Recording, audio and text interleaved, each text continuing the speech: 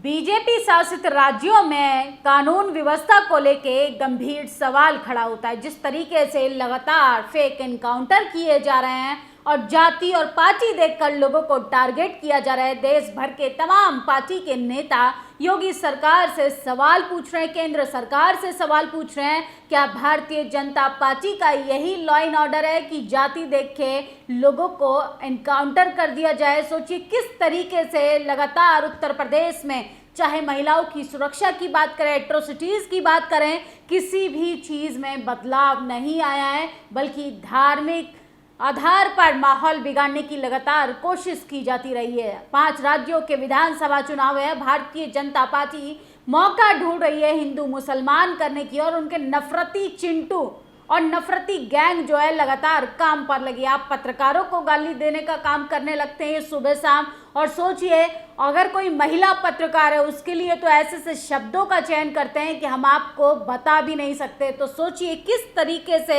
महिला सुरक्षा से लेके छात्रों की व्यवस्था पर बात करें, अस्पतालों की व्यवस्था पर बात करें, महंगाई, बेरोजगारी, भ्रष्टाचार पर बात करें, तो पिछले 10 सालों में देश का हाल जो है वो बदतर हो चुका है। देश के प्रधानमंत्री विकसित भारत बनाने की बात करते हैं, सोचिए विदेशी दौरे पर जाते हैं, लेकिन अपने ही देश में एक राज्य मणिपुर फिर से जल रहा है। मणिपुर में हिंसा फिर से हो रही है।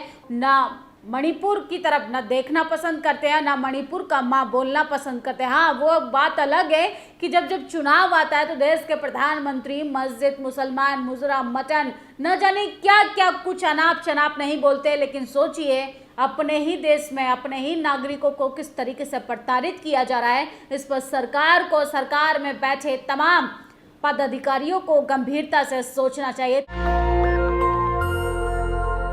टीवी अखबार दिन रात बैठकर परसेप्शन बनाने पर लगा है कि बीजेपी की सरकार कैसे बनानी है, राहुल गांधी की सरकार कैसे गिरानी है। सोचिए किस तरीके से विपक्षी नेताओं को ही कटघरे में खड़ा कर दिया जाता है जब उनसे पिछले 10 सालों का रिपोर्ट कार्ड मांगा जाता है, महंगाई पर बात की जाती है, महिला सुरक्षा की बात की जाती है। सोचिए वो जिम्मेदार ठहराते हैं कि नेहरू जी जिम्मेदार हैं। उनसे किसी भी मुद्दे पर बात करेंगे, नेहरू जी, पाकिस्तान, हिंदू मुसलमान, मटन, मछली, गाय जैसे मुद्दे पर वो लोग लेकर आ जाएंगे, लेकिन सही सवालों का सही जवाब देने से हमेशा कतराते हैं। यूपी की व्यवस्था पर बीएसपी सुप्रीमो मायावती ने एक बड़ा सवाल खड़ा किया है कि एनकाउंटर करने के बजाय अपने लॉ एंड ऑर्डर को क्यों नहीं सुधारते हैं उत्तर प्रदेश के मुख्यमंत्री और केंद्र में मौजूदा सरकार भारतीय जनता पार्टी। सोचिए बीजेपी शासित राज्यों में दलित, पिछड़े, शोषित, वंचित आदिवासियों की अगर हालातों की बात करें उस पर तो इतनी ज़्यादा खबरें हमारे सामने आती हैं कि रोंगटे खड़े हो जाते हैं कि आज़ादी के 78 साल बाद भी जातीय हिंसा जो है, जातिवाद जो है वो अपनी चरम सीमा पर है।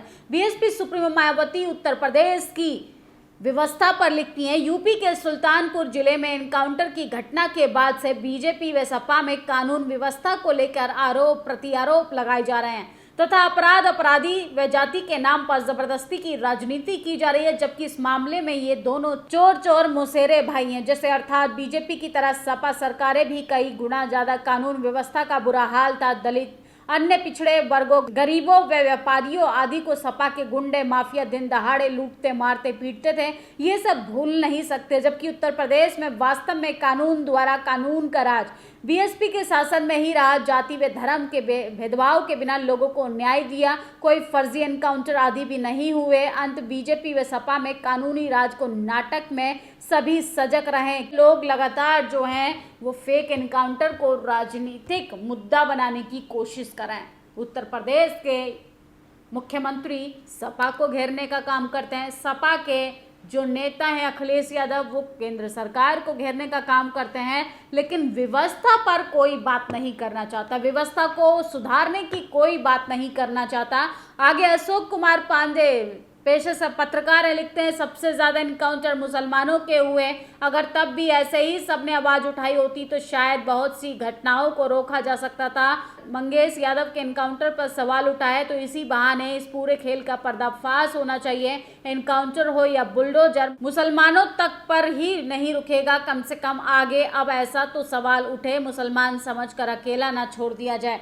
तो सोचिए किस तरीके से बुलडोजर का लगातार विरोध हो रहा है। बाबा जो है न्याय जो है बुलडोजर से कर रहे थे, इनकाउंटर से कर रहे थे, गाड़ी पलट दे रहे थे, लेकिन सोचिए किस तरीके से बीजेपी ने कानून की धज्जियां उड़ा दी हैं। और सोचिए धर्म का जो चरम सीमाएं किस कदर बढ़ गया है कि फ्लाइट के दौरान अगर कोई नमाज पढ़ ले, ट्रेन में अगर कोई नमाज पढ़ ले, तो पूरा समुदाय जो है वो चिल्लाने लगता है, धर्म के अफीम चाट का विरोध करने लगता है, मानवता को शर्मसार कर देता है। वहीं दूसरी ओर दुनिया में इससे कमज़ोर धर्म नहीं देखा। इसके धर्म वाला डीएनए तभी जागता है जब मुसलमान अपनी इबादत कर रहा होता है। सोचिए फ्लाइट में एक महिला किस तरीके से लगातार धार्मिक गाने सुना रही है और सोचिए तमाम पैसेंजर्स को परेशान करने का काम कर रही है। लेकिन इन तमाम चीज़ों पर रोक लगनी चाहिए। सोचिए धार्मिक सबका निजी मामला होता है, ये श्रद्धा का भाव है। इस तरीके से बीच बाजार में धर्म के नाम पर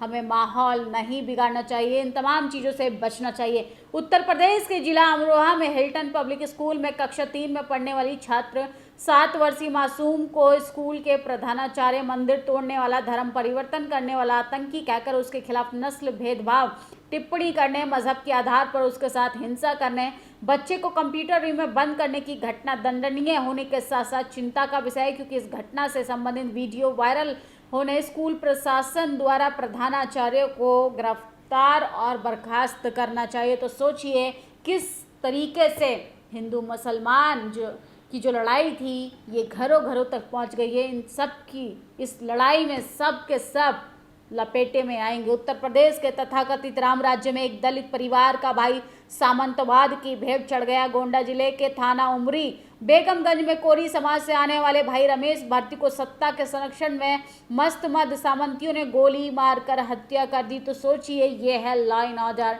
उत्तर प्रदेश के मुख्यमंत्री डंके की चोट पर कहते थे कि अपराध मुक्त राज्य बनाना चाहते हैं। बेखौफ लुटेरों ने 350 मीटर घसीटा, चिल्लाती रही छात्रा, कपड़े तक फट गए, फोन लूटकर भाग रहे थे चोर। तो सोचिए आधी रात को महिलाएं गहना लादकर उत्तर प्रदेश में घूम सकती हैं। ये बयान देश के गृह मंत्री अमित शाह ने सहारनपुर की रैली में जनता के सामने दिए थे।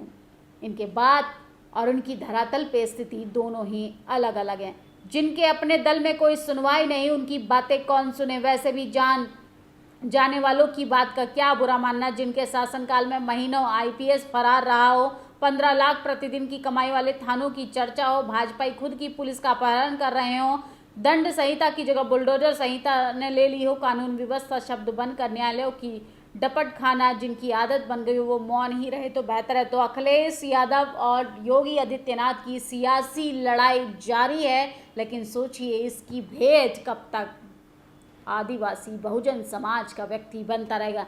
69,000 शिक्षक भर्ती का तीसरा विवाद सुलझाएगा सुप्रीम कोर्ट। तो छात्रों के लिए नरक बन गया है ये देश, क्योंकि सरकारें जो हैं राजनीतिक रोटी सेकने के अलावा कुछ भी नहीं सोचती हैं। तो सोचिए, और उत्तर प्रदेश के साथ साथ तमाम राज्यों में जमीन हड़पने की जो परंपरा है वो फिर से की जा रही है।